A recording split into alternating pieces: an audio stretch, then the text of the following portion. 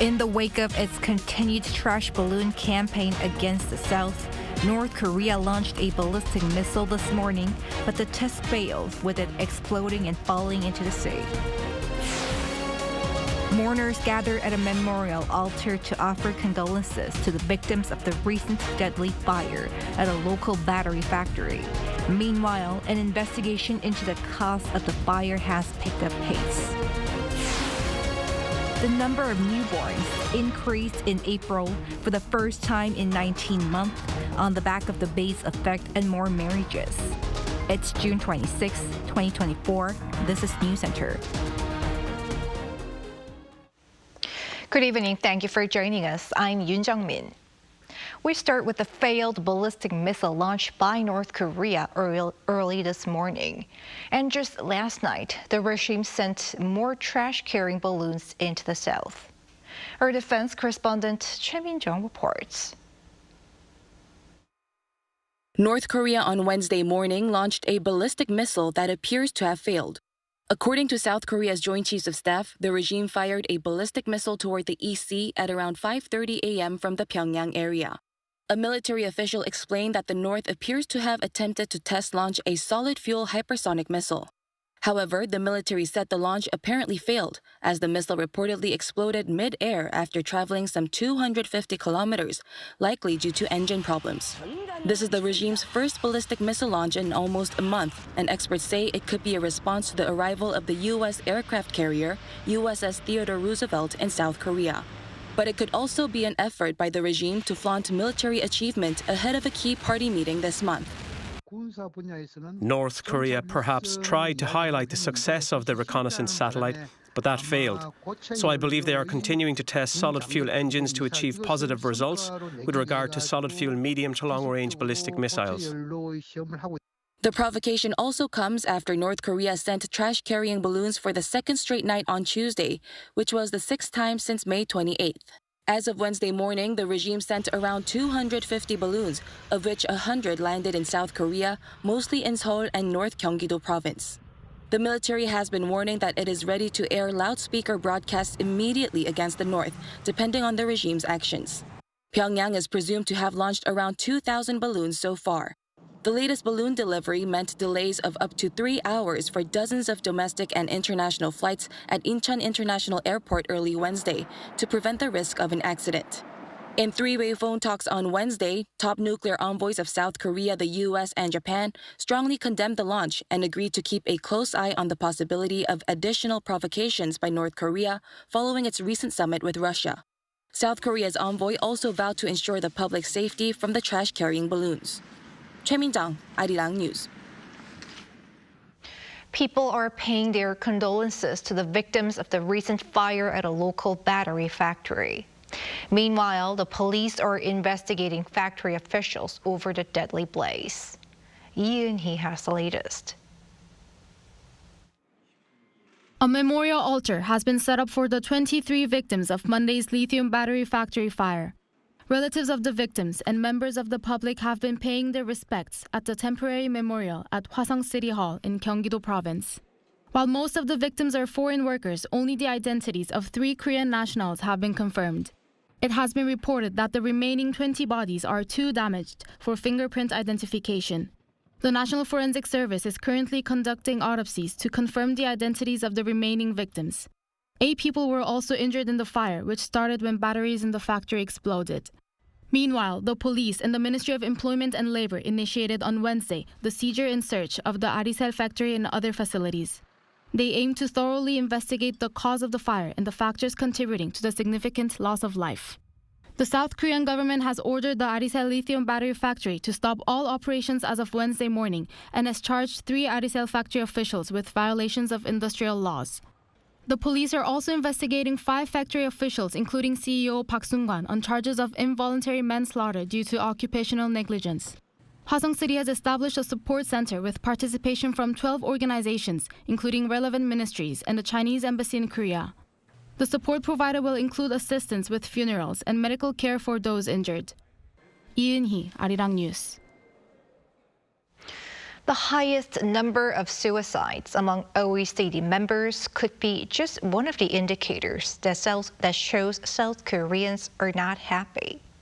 With mental health being often linked to the overall happiness of citizens, President Yoon is now taking the matter into his own hands with efforts to better accommodate people suffering from mental illnesses. Kim Do-yeon reports. A series of policies dedicated to the mental health of citizens was announced on Wednesday after President Yoon Suk-yeol became the first South Korean leader to chair a meeting specifically dedicated to the mental well-being of the people. Hosting the first meeting of a committee he created last year, Yoon vowed a complete shift in the government's approach to mental health. 이제 국민의 이 마음을, 정신 건강을 돌보는 문제가 매우 중요한 국정 과제가 됐습니다. 우리가 아무리 세계 10위권 경제 강국, 글로벌 문화 강국으로 도약했다고 해도 국민이 한 사람 한 사람의 국민이 행복하다고 생각하지 않으면 아무 소용이 없는 것입니다. The committee is tasked with focusing on three areas: prevention, treatment, and recovery. Regarding prevention, the government is set to start a project that will provide mental counseling to 1 million people by 2027, while providing free mental health checkups every 2 years for those in their 20s and 30s instead of once every 10 years. To promote rapid treatment, it will expand the current mental health emergency response teams nationwide. For recovery, the government will create rehabilitation centers focused on mental illnesses. The detailed mental health policy plans announced during today's meeting are a roadmap created through surveys of patients and their families and input from medical, psychiatry, counseling, and welfare experts. No other government has ever done this before. In the meantime, President Yoon said changing the public's perception of mental health is even more important than the policies themselves. 그렇지만 더 중요한 것은 정신 건강을 바라보는 우리 사회의 시선을 바꾸는 것입니다. 정신질환은 일반 질환과 마찬가지로 치료할 수 있고 치료하면 낫는다, 위험하지 않다는 인식이 우리 사회에 뿌리내리도록 해야 됩니다. An official at the presidential office said the committee will have subcommittees, and one of them will consist of marketing and PR experts to create campaigns on breaking down the barriers of public perception toward mental health. Kim Do-yeon, Arirang News. Elsewhere, there has been another prisoner swap between Ukraine and Russia, involving 90 people on both sides. Lee Seung-jae has more. With the United Arab Emirates working as the intermediary, Russia and Ukraine on Tuesday took part in a prisoner exchange involving 90 prisoners of war each. The swap is one of several periodic prisoner swaps made during the more than 2 years of war, with the latest exchange taking place in May when each country handed over 75 prisoners of war. Ukrainian President Vladimir Zelensky said the latest swap is on the path to bringing all detainees home. Meanwhile, the first shipment of ammunition from a Czech initiative arrived in Ukraine on Tuesday. This comes as the EU member has led an effort to buy ammunition with funding coming from NATO allies to help Ukraine in its war with Russia. Officials in Prague said in May that the first 50,000 to 100,000 artillery shells would arrive in Ukraine in June. The Czech government said that over $1.8 billion in payments or firm commitments from 15 donor countries had been made, which would allow for 500,000 artillery rounds for Ukraine by the end of the year. Of the countries that pledged to take part in the Czech-led initiative, only 5 had delivered the promised payments by the end of May. The European Union and Ukraine also began membership talks on Tuesday, a move Russia has long opposed. The EU accession talks began during an intergovernmental conference in Luxembourg, with President Zelensky on his social media page on X saying that his people are realizing their European dream, adding that Ukraine is returning to Europe. However, Tuesday's talks will most likely be just a small step on a long road, as Turkey has been in accession talks for almost 2 decades without a membership. Lee Seung-jae, Arirang News.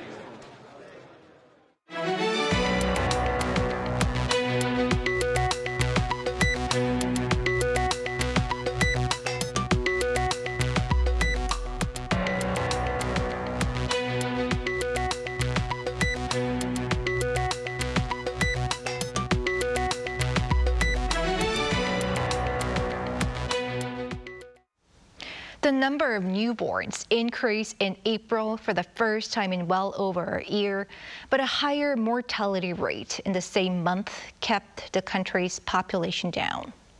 Park Go-nu has the country's latest demographic portrait. South Korea's population saw another natural decline in April.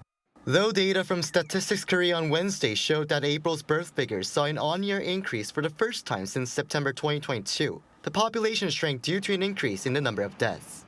The number of births in April exceeded 19,000, which was an on-year increase of 2.8% due to the base effect, while a rise in the number of marriages from August 2022 until the first half of last year may have also been a factor. There were over 28,600 deaths the same month, up 4% compared to the year before, leading to a natural population decline of nearly 10,000. A Statistics Korea official pointed to the number of marriages in April as another area of focus. The figure soared by 24.6% compared to the year before, with just over 18,000 marriages registered in April.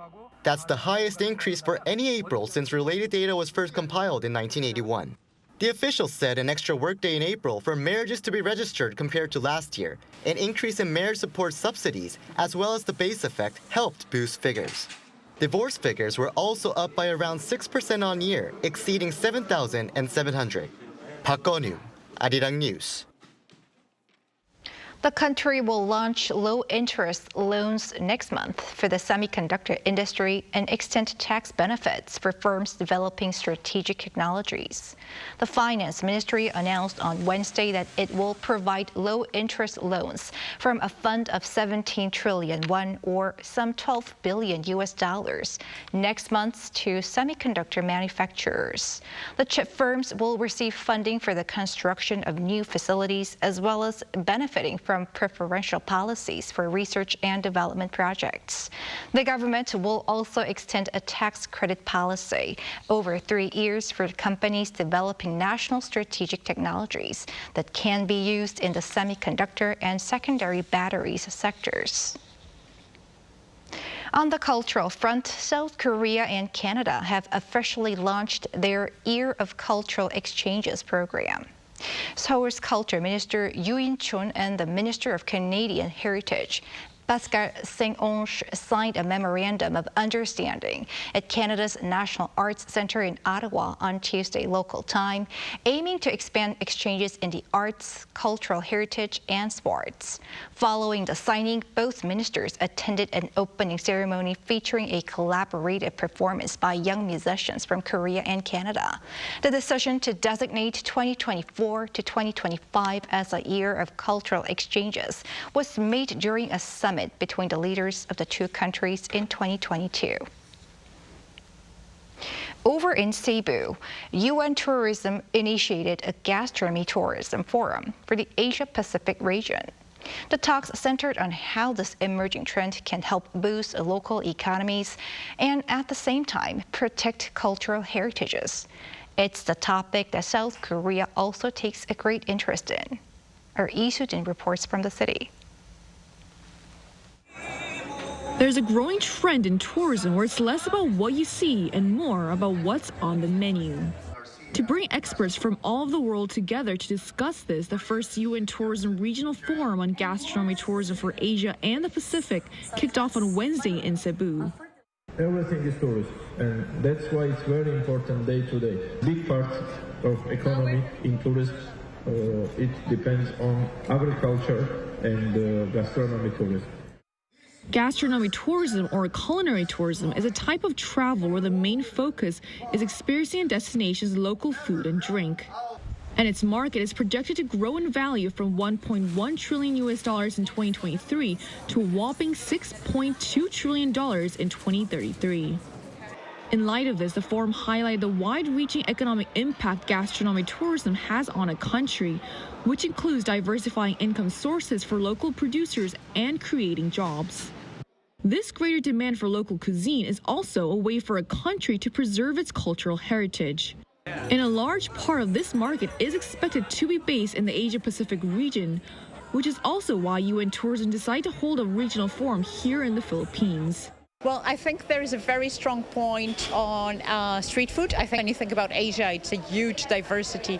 And also I think there is already a strong brand because a lot of the cuisines are very well known. Tourism officials from various areas of the Asia-Pacific region, such as South Korea, Japan, and Hong Kong, were also in attendance to share their own experiences and learn about other countries' practices. I personally believe that South Korea's gastronomy tourism has a huge impact on the world's gastronomy tourism. Jeju especially is receiving a lot of attention for its seafood and agricultural products from its UNESCO-approved fields. He added that moving forward, based on what was discussed in this forum, the Jeju Tourism Organization also plans to raise awareness of Jeju's local cuisine in a way that is both inclusive and diverse. With the forum successfully drawing more than 800 people from more than 30 different countries, it's expected to not just build anticipation for the World Forum happening later this year, but also be the first of many to be held for the Asia-Pacific region. 이수진, Arirang News, Cebu. Duty-free stores may no longer be the preferred venues of shopping for foreign travelers to Korea. As our Kim Bo-kyung reports, many now seek regular shops on streets or high-end department stores. South Korea has been witnessing a rebound in the number of foreign tourists, recovering to nearly 89% of pre-COVID-19 pandemic levels in the first 3 months of this year. Duty-free shops have traditionally enjoyed the bulk of foreign sales, but that is no longer the case, at least for now. In the past, large group tour packages might have made a beeline to the city's duty-free shops. But these days, more tourists are choosing regular shops on the street, like this store, to buy the latest must-have items. CJ Group's health and beauty drugstore Arirang is one of those must-visit destinations for foreign visitors, having seen a significant 263% year-on-year surge in first quarter sales. Shoppers say it is not just a store, but rather a trendy cultural spot with a wide selection of products. I think the reason is this place, it's a cultural spot for us as a tourists. When we watch videos about Korea and stuff like that, we always see Arirang in the city and we want to see it. And I mainly chose Arirang because they have a broader selection of products, and I can test some of the products here. And there's some stuff who can help me out if I wonder something. So that has been very helpful here. The popular dollar shop chain Daiso is another enjoying a boost in sales, with first quarter overseas card sales and transactions increasing by 76% and 61% respectively. Online fashion platform Bushinsa's Myeongdong store too has seen an increase in the number of foreign customers, with the figure climbing to 45% in May from around 30% in March. Foreigners' changed consumer trends can be seen in department stores as well. According to the data, foreign tourists' top choice for shopping was road shops, followed by department stores. Major ones, Lotte, Shinsegae, and Hyundai all saw at least 50 to 230% increases in foreign sales this year from January to May year-on-year. Many tourists who come to Korea now come after seeing places on social media, so they visit ordinary shops a lot. Duty-free shops are losing customers because they are not actively promoting themselves on social media, nor do they have many products displayed. It is important for customers to actually see products and choose from a wide selection, and that is why small shops are popular. Kim Bo-kyung, Arirang News. An ambitious plan aimed at putting in place a standardized classification system for Korea's artifacts is well underway. Our Yoon covers the progress thus far. In a storage room at the National Museum of Korea, special equipment is used to take images of artifacts. A 3D scanner takes what is called shape data, creating a digital replica of the artifacts with a margin of error between 3 and 5 millimeters. The detailed precision of the scanner even picks up any scratches on the surface. Over the past 4 years, more than 300 artifacts have been digitally replicated, including the pensive Bodhisattva statue, the Kwanggeto the Great Stele, and the Celadon incense burner with open work. Imaging the surface is just the beginning of collecting data towards building a digital cultural heritage platform. There needs to be booklets, brochures, and papers that give information about the artifacts, like where and when they were excavated and other significant information. And all such data needs to be linked. But until now, such information has been published by outside sources, which means each area of preservation, exhibition, education, and management all had different methods of data storage. And there were also incompatibility issues when transferring the data due to the use of internal and external network connections. Beyond mere data collection, we need a platform that is physically much lighter and a foundation that can preserve quality data so that people can more easily access information on our cultural heritage themselves. If the data can be standardized and put in the system, there can be many uses for it. Some examples would be the large media wall at the Incheon International Airport that requires high-quality video data, as well as the metaverse that requires both light and fast operation. In order to make data that is accessible to all, we need both high-quality data as well as simple data that can be used in gaming or VR. The research team says that the creation of a standardized classification system is 80% complete, but some 2 million artifacts are registered, and that is just in the e-museum. Once the system is complete, they are expecting it to take another 3 years to finish building the database. 이은진, Arirang News.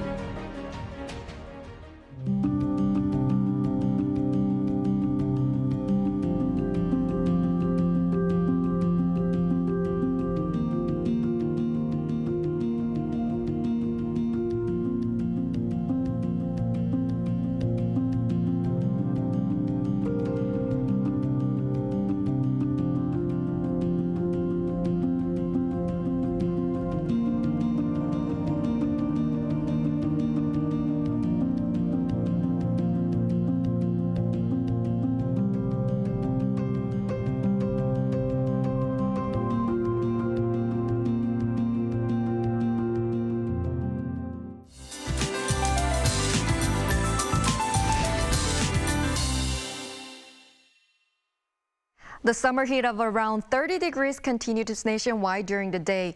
Unlike the clear inland areas, the rainy season started today on Jeju Island.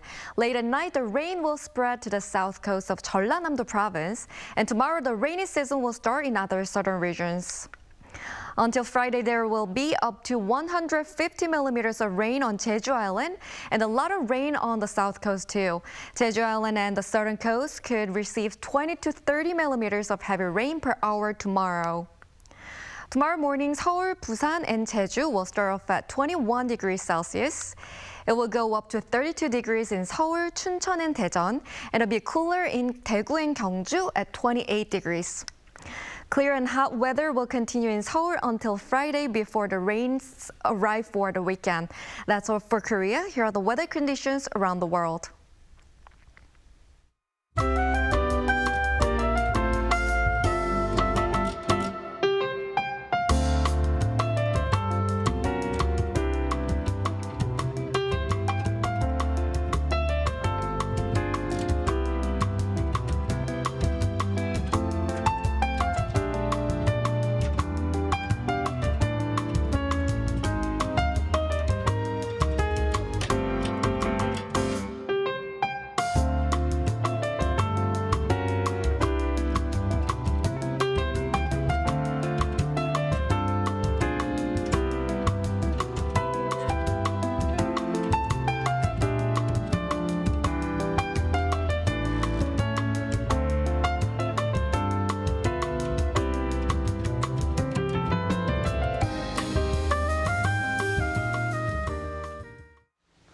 And that is Newscenter for tonight. Thank you for watching. A panel session coming up.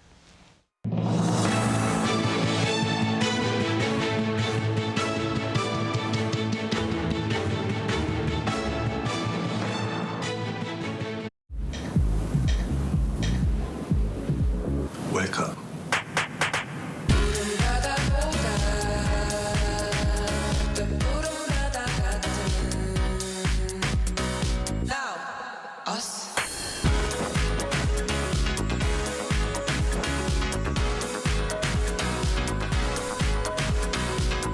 엄청난 에너지를 춤으로 뿜어내는 나라.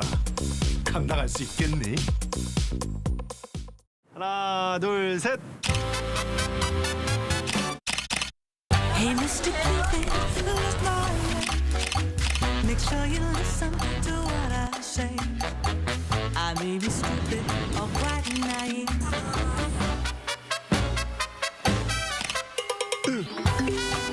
끝없이 쏟아지는 포토스팟. 휴대폰 한 대로 감당할 수 있겠니? Arrow straight through my heart.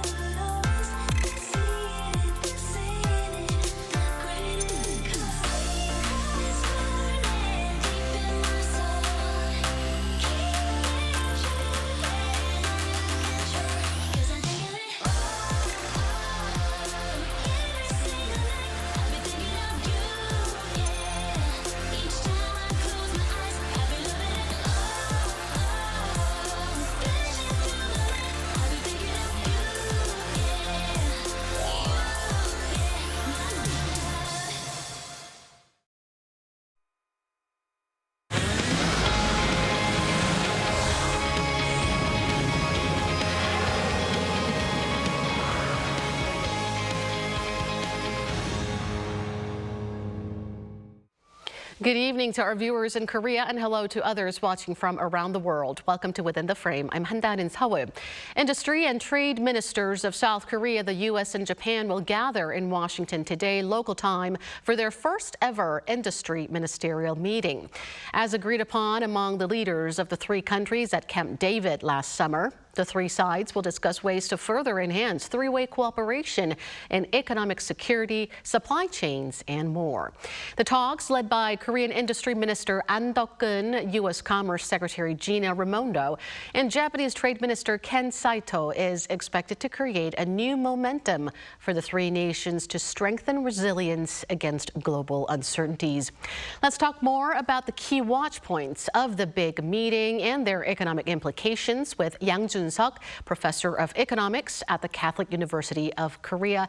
It's always a great pleasure to have you with us. Happy to be here.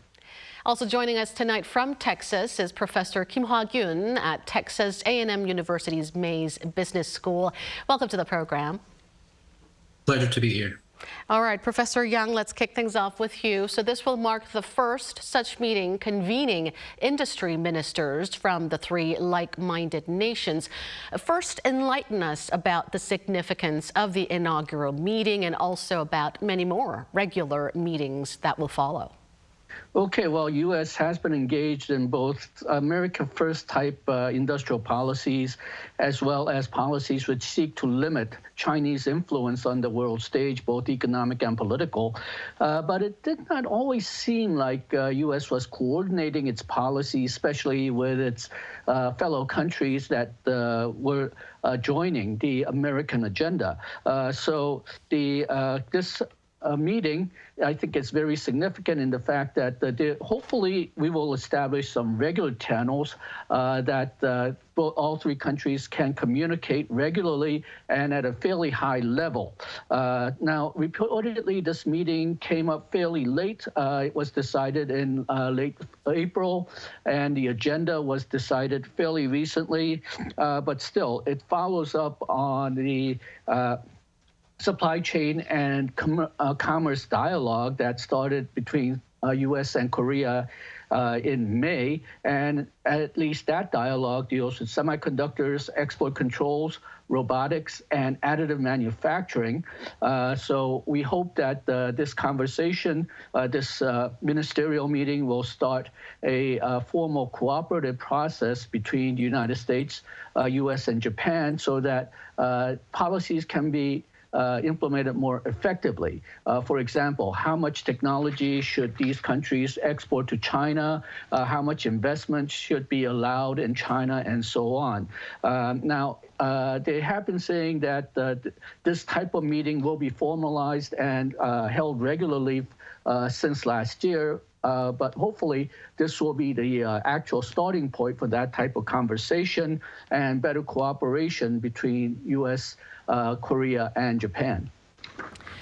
There have been similar talks on similar topics before, but this marks the first time the three countries have formally launched discussions on ways to further boost industrial cooperation, especially in the fields of advanced technologies and critical mineral supply chains. And keeping China in check, of course, is another important factor, consideration of the meeting. And we'll discuss more about that as we move on. Professor Kim, what are the key agenda items and what does South Korea aim to achieve through the talks? So in this upcoming meeting in DC, clearly, as mentioned by Professor Yang, they'll focus on technology security, especially related to semiconductor and biotech supply chains, and make sure stable access to critical minerals. And they'll also collaborate on clean energy initiatives like nuclear power and hydrogens and stuff like that. And South Korea probably tries to strengthen cooperation with the U.S. and Japan to enhance the economic security through these strategic talks. And of course, there are likely deeper strategic motives behind this meeting, which is, as you mentioned, the collective effort to counter Chinese growing influence in these sectors. So by aligning their policies, the three key Asia-Pacific countries really want to strengthen their economic allies, and as a result of that, some form of like the just joint, the announcement about like this export curb or some other types of the measures against China is going to likely to prevail. And probably that's the more important part. And also they want to just start, just rolling the ball so that they can continue to have this collective bargaining power against China and possibly some other potential entrants to this business.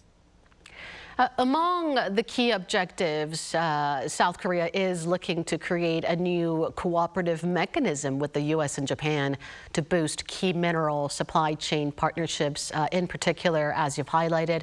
Hopefully the meeting will yield some tangible results on that front. Now, Professor Yang, before we discuss further, let's get a check on the current state of global supply chain networks.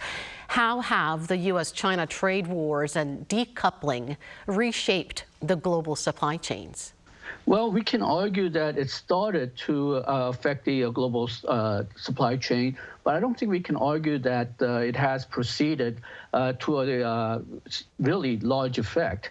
It has started, but not really processed all that much. Now, Korean companies as well as other foreign companies have started to leave China for other countries, most notably Vietnam and Mexico, especially Korea to Vietnam. But problem is, China has such an advantage in production right now. They have been working toward making China a very good manufacturing base for the last 20 years. So they have all the infrastructure, not only the physical infrastructure like roads and electricity supply, but also they have networks of suppliers for intermediate parts that are not comparable anywhere else yet. So while a lot of companies are moving out of China, not only because of the U.S.-China trade war, but also because Chinese wages have been increasing very rapidly. But these companies also complain that there's not that many other places to go, at least currently. So other countries will need to catch up to have same type of infrastructure and supply network as China, and that may take years, if not a decade or two. And then there are still some companies which are sticking around in China because it's such a big market. So while decoupling has started, while movement out of China has started, the U.S. still has a very significant trade deficit with China, and most of the manufacturing is still taking place in China. China produces about 35% of manufactured goods globally in terms of gross production, and about 29% in terms of value added. That's greater than U.S., Japan, and Germany put together. So again, you're not going to get away from China being the manufacturing base for the world for at least another 5 to 10 years, I think. But the decoupling has definitely started, not only because of the trade war, but because of rising costs in China. So the effects of the U.S.-China decoupling, it has definitely started, but the world is yet to see a major shift, or the impact stays limited, at least for now. But what we're certainly seeing is diversified strategies from different countries than in the past against growing trade protectionism, growing tariffs, and export restrictions. And speaking of which, Dr. Kim, export curbs on China are expected to take center stage during the meeting as the U.S.-China tech war escalates over EV battery and chip dominance. With China still being one of Korea's key trading partners, what stance should South Korea take on the matter? As the question correctly points out, South Korea's stance is somewhat delicate because still, with all the less and less dependence over time, still the China is a significant trading partner, and South Korea must balance its economic interest with its strategic alliances with the U.S. and Japan, I believe. And South Korea probably should consider a somewhat nuanced stance that emphasizes maintaining this robust relationships with China while still cautiously aligning with these two other countries.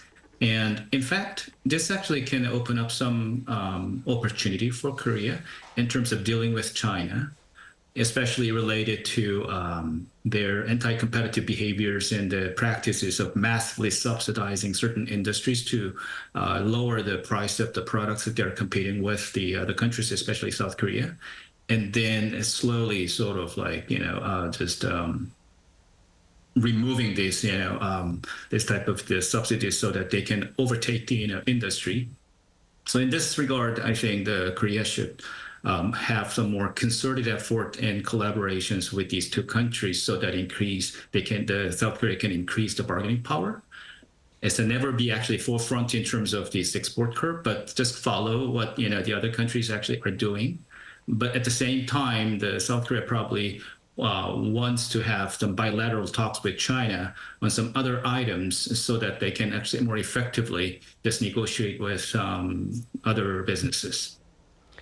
Most economists agree that as important as the U.S. and Japan are to South Korea's economic security, we can't overlook the fact that China is still one of Korea's key trading partners. We're going to need a smart and pragmatic approach to this. But in the meantime, we're also going to need to deal with China's growing protectionism, Dr. Yang. Not long after South Korea, Japan, and China vowed to boost supply chain cooperation during their summit held in Seoul, China flashed a new export restriction card on aviation and space components. The country's commerce industry announced that export items, including aerospace and structural components, as well as equipment and software used in engine manufacturing, will need to apply for an export license from July 1st, citing the need to protect China's national security and interests. What do you make of this? And would the meeting in Washington help mitigate supply chain strains in those areas? Well, the reason that China is so important is that sometimes they're the cheapest or even the only source that you can get some components or natural resources. So it's going to be very difficult for Korea to replace China, and other countries have similar problems as well. But at least for this aerospace parts export limitations, that's not affected to affect Korea by very much because Korea doesn't use that many parts from China.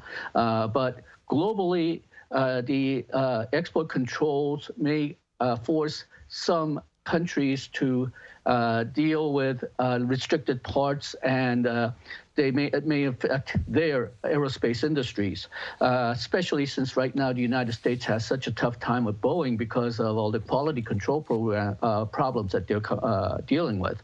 But I think China has shown that they too are willing to use their natural resources and their economic power to get what they want and to counter the moves from the United States. United States has been using its technology as a tool to limit the influence of China in the global economy. So China is sort of playing tit for tat. They cannot, because United States is much more ahead on technology, China cannot use technology as a tool, but they have been willing to use the rare earth that cannot be easily replaced from other countries, as well as the certain crucial components to influence global economic policy, as well as influence other countries. I think we're seeing a sort of a new version of what Kissinger called realpolitik, where you use whatever tools you have to get the best advantage for your country. And the United States is using technology. China is using crucial components and natural resources that are not easily available somewhere else. Well, we don't know yet exactly what items will be subject to the new export restrictions, so it's hard to gauge the impact of it. But according to various reports, the impact will likely be limited, as you pointed out, as most Korean firms in the space and aviation industries are not that dependent on Chinese components. Now, moving on, Professor Kim, South Korea may be a global semiconductor powerhouse, but it appears it's being somewhat sidelined from recent initiatives by fellow Chip 4 members like Taiwan and Japan to bolster their chip alliance, particularly in advanced AI technologies. What are your thoughts on this? And do you believe the meeting in Washington will assist South Korea in addressing its vulnerabilities? I agree that South Korea, despite being the semiconductor powerhouse, has somewhat just limited in terms of the collaboration, especially recently in terms of these AI technologies. And I think this one highlights South Korea's somewhat vulnerable positions, especially in areas like this design, more software packaging part, foundry services, etc. It just prevail through this AI, related businesses, because this is the upcoming and new ones. But this issue has been raised before. Part of the reason is because the Korean semiconductor businesses have been focusing on the RAM and the some of the more hardware parts, while these the packaging part or the software embedded part is more of more advanced areas, and the U.S. actually has dominance. And also this foundry business, which is the strongest, the form of the industry in Taiwan, the TSMC. Samsung actually is it's a number two in this position, but still it's a very big gap exists between the TSMC and Samsung. And part of the reason is, of course, the technological differences, but at the same time, because Samsung makes all the products from the very bottom to the top end, some of the competitors, such as the Apple or other businesses, were somewhat afraid to ask, the businesses to foundry because of obvious security reasons and things like that. And that also further weakens the position of the foundry. So then I think, the choice is whether Samsung Foundry should just, give up their the other businesses, or they have to spin off. That's one possibility, but obviously it's not that easy. And there are some other reasons why Samsung doesn't want to give up on these kind of things. Therefore, the Samsung has to think about creatively about how to separating these businesses, and so that they can actually keep having the customers from the foundry businesses. In terms of the AI technologies, clearly it's still an early stage, but the speed of the development is so fast, as we kind of see from these new announcements from the big companies and also the open AIs and things like that. So clearly we are somewhat behind, at this stage, but clearly it's like I said, it's an early stage. So there are ways to catch up, and for this, massive R&D support is going to be very important, both in terms of money and human capital. And I think the South Korea has the available human capital, but at the same time, massive support from the government is probably desired at this stage, given this external nature of the businesses and effect that can actually streamline in the future for the time being. So I think the government support and also the firms, actually the more strategic behaviors on the R&D is going to be important. Well, it sounds like South Korea should accelerate efforts to further excel in next generation AI technologies in particular, because SK Hynix or Samsung Electronics alone wouldn't suffice. Now, Dr. Yang, South Korea is also expected to focus on boosting cooperation with the U.S. and Japan on clean energy, from its push for the carbon-free energy initiative to small modular nuclear reactors. What are your prospects for the three countries' cooperation on this front? Okay, well, in April, Korea and Japan held meetings on decarbonization and clean energy, including hydrogen and ammonia power, and Korea's carbon-free energy initiative. And that agenda will probably continue with the trilateral meeting as well. And I think the United States, as long as the Biden administration is in charge, will be very open to it, because for President Biden, clean energy and decarbonization has been one of its main policy goals. For example, the so-called Inflation Reduction Act, a lot of that, in fact, a lot of people call the main point of the Inflation Reduction Act to be clean energy rather than reducing inflation. There's a lot of incentives there about using clean electricity and electric power vehicles. So I think the Biden administration will be very open to any kind of decarbonization and clean energy initiatives. The wild card here is what will happen during the presidential elections in the United States in November. Ex-President Trump has staked his position as being somewhat anti-clean energy, anti-decarbonization, going back to use of coal and oil for energy purposes. So these initiatives may not continue if President Trump is re-elected in November. So we probably will have to plant some seeds in case Biden administration is re-elected. But on the other hand, setting up too many long-term agendas right now may not be the wisest thing to do, because it may be canceled if the new administration comes in November. Right. And just very quickly before we let you go, Professor Kim, the three countries will also aim to seek to enhance their cooperation at the private sector level, with much attention being focused on the launch of a trilateral business meeting. Help us understand the importance of the private sector in further advancing the three nations' industrial cooperation. This is a classic theme in international economics, gains from trade. In this case, the U.S. has definite edges in software marketing and the final products making, and Korea on the chip making and also the implementing new technologies into intermediate products, and Japan on producing and refining raw materials and key parts. So clearly, there are different competitive edges among these three countries. So I think gains from trade actually can be maximized by doing this at a private level. And then, of course, the one issue is, as we talked about today, clearly there's some issue in terms of like the China and Taiwan. So I think, there are potential threats and entrants actually coming to this thing, and then always possible that this South Korea or Japan or even US can be replaced in this thing. So it's going to be important to maintain this competitive edge by increasing R&D support and just keep watching these kind of things. But at the same time, the gains from trade, I think, is the main theme. Well, the private sector plays a crucial role in global cooperation, bringing benefits that enhance the effectiveness of intergovernmental partnerships. So we'll be watching with optimism how things unfold from here. Thank you so much, both of you, for your brilliant analysis. Thank you. Thank you. And that brings us to the end of this show. Thank you for watching, and be sure to tune in same time tomorrow to join our conversation. Goodbye for now.